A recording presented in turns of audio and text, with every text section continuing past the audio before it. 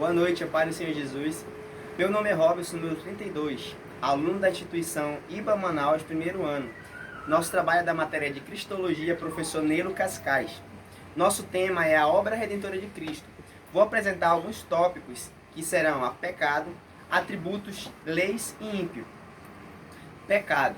O peso do pecado desfigurou a humanidade de tal forma que as narrativas do Antigo Testamento descrevem o homem afastado de Deus. Com isso, precisaria de um plano para redimir o homem. O nome desse plano foi a obra redentora de Cristo, a qual deu oportunidade de o homem ser perdoado e garantia de vida eterna. Dentro desse plano, existem vários atributos, e um deles é a qualidade. Pois sabemos que Deus é um ser totalmente perfeito e nele habita toda a qualidade.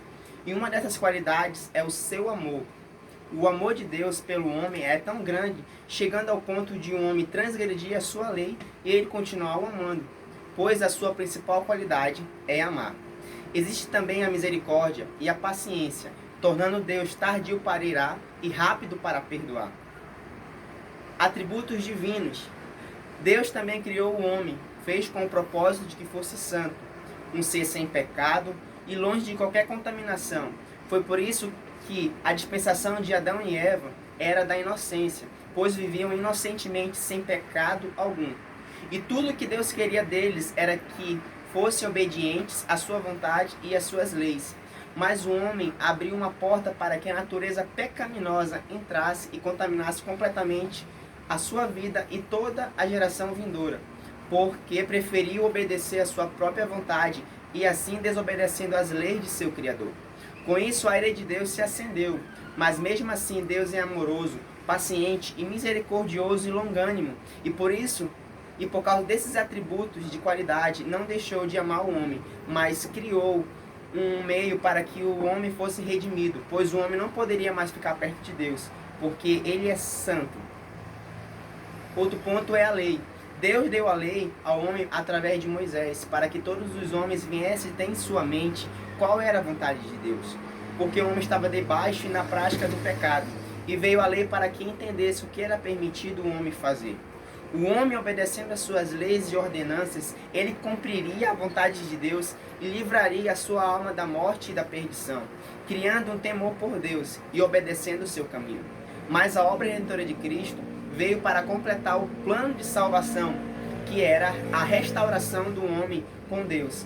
E Jesus Cristo conseguiu tudo isso, justificando e salvando o homem do seu pecado e nos tornando agradáveis a Deus. Outro ponto é o ímpio. Deus é que justifica o ímpio, assim diz Paulo na carta de Romanos, capítulo 4, versículo 5. E como poderia Deus declarar o homem justo, que é injusto? Aquele que é ímpio, não poderia Deus declarar como justo? Não seria Deus também injusto nisso? De modo algum, porque fomos salvos pela graça de Deus, o favor não merecido, assim citado em Romanos 3 e 24. Olha o Senhor Jesus, meu nome é José Elger, número 18, como o tema, a obra redentora de Cristo, tem como subtítulo a propiciação e redenção e perdão. Propiciação significa apaziguar, pacificar a ira de Deus, ou seja, o ritual de um sacrifício para justificar o pecado da humanidade. Mas por que é necessário? Nós sabemos que o pecado ele suscita a ira de Deus. No livro de Romanos, capítulo 1, 18, diz: a ira de Deus se revela do céu contra toda impiedade e perversão dos homens. Mas quem realiza propiciação? Nós sabemos que os homens ele fazem sacrifício. Nós temos sacrifício de animais, de vegetais, de humanos. E Deus mesmo ele se ofereceu para ser o sacrifício por todos nós, que relata no 1 João capítulo 4, versículo 10, nisso se manifestou o amor de Deus em nós, em haver Deus enviado o seu Filho unigênito ao mundo para vivermos por meio dele. Vou falar agora sobre redenção. Redenção tem como significado resgate, salvação ou comprar de volta. Lembramos bem do cenário dos escravos. Na verdade, nós éramos escravos do pecado. Livro de Salmos, capítulo 49, versículo 8 diz: a redenção da alma é caríssima, né? A condição de escravo, nós temos hoje também, né, como o libertador, que é Jesus, e o preço, que é a morte na cruz. Eu tenho a passagem bíblica que aqui em Marcos 10:45, pois o próprio Filho do Homem não veio para ser servido, mas para servir e dar a sua vida em resgate por muitos. E um livro que se aprofunda é em Hebreus capítulo 9, versículo 11, que diz: o sacrifício de Cristo, ele não se repete, ele é perfeito e eficaz. Nós vemos aqui que eram feitos sacrifícios de sangue de bodes e de bezerros, e pelo seu próprio sangue entrou no Santo dos Santos uma vez por todos, tendo obtido eterna redenção.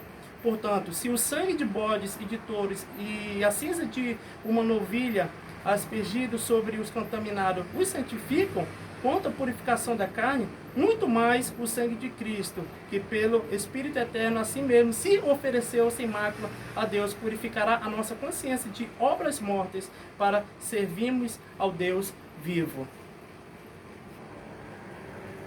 E temos também o perdão, que é ser aceito, se redimir em relação ao algo errado. Salmo 103:12. Como Deus nos perdoa pelos nossos pecados, também nós nunca devemos trazer de volta os pecados que foram perdoados.